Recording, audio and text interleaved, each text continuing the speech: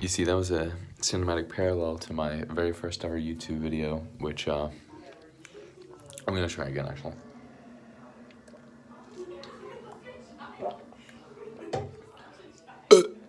Okay, close enough, whatever. My very first YouTube video, it's called Belch. I'm not gonna say the name of the channel it was on, but I will link it in the description because it's a classic video and an important thing to understand me. But, sorry.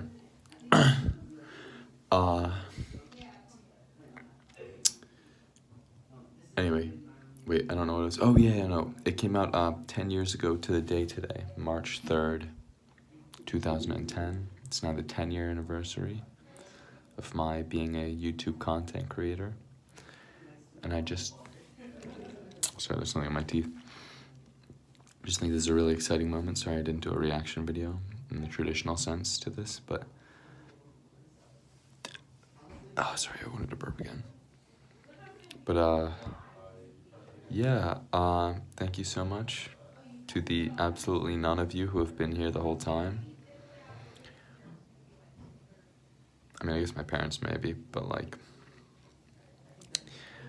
yeah, go back and check out that video. Please do not hold me accountable for the channel name. I was like 9 when I came up with it, so like,